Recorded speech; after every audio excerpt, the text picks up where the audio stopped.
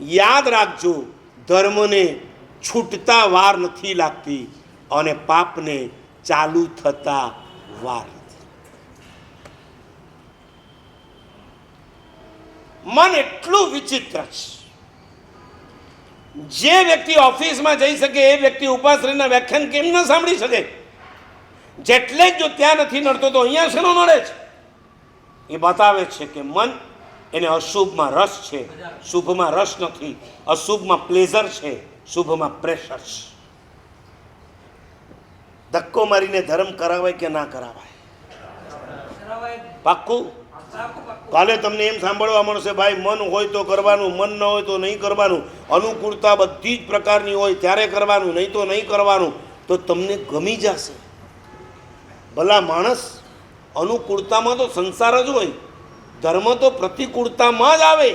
ધર્મ જ તમારા માટે સૌથી મોટી પ્રતિકૂળતા છે અને એ કરવા માટે કદાચ કોઈ પ્રતિકૂળતા સહન કરવી પડે, કરીને પણ કરજો. અઠ્ઠમ એ તમારા અનુકૂળતાથી નથી થતો. હું એ સમજું છું, પ્રતિકૂળતા તો આવવાની જ છે, આવે કે ના આવે? તો રોજ સવારમાં તમને ટાઈમ ટુ ટાઈમ ચા નાસ્તો મળી જતો હોય અને તમે જ્યાં પહેલો દિવસ લેશો, રોજ 8 વાગે 8:30 અહીંથી છૂટીને 9 વાગે નાસ્તો કરતા હશો, એ દિવસે 7 વાગ્યામાં માથું દુખવાનું ચાલુ થઈ જશે. હું તમને કહી દઉં છું અત્યારથી.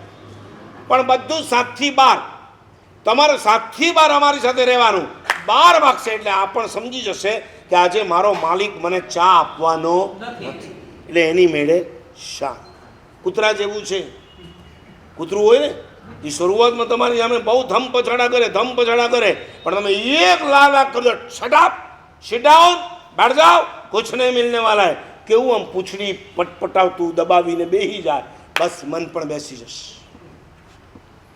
મનની પ્રત્યે તમારી કુણાશ એણે તમારો સંસાર વધાર્યો છે.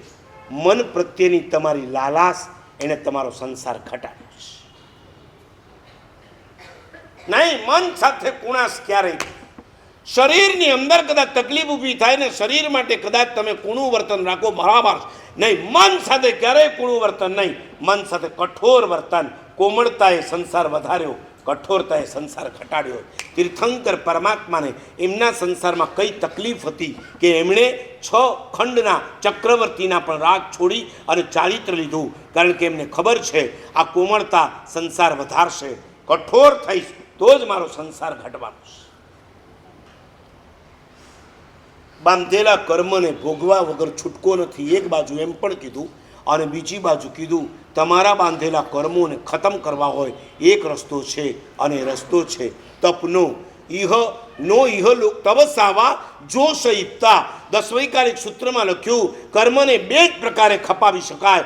કાં ભોગવીને ખતમ કરો, કાં તપ કરીને ખતમ કરો. કયો રસ્તો લેવો આપણે નક્કી કરવો.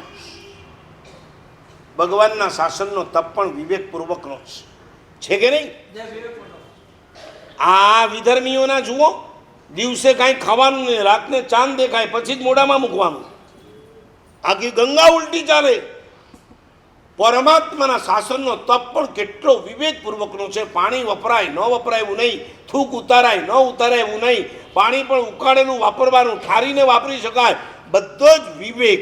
પરંતુ અંતે શરીરને કષ્ટ તો આપવાનું જ છે, કારણ કે કષ્ટ આપ્યા વગર આ કર્મો ખપે.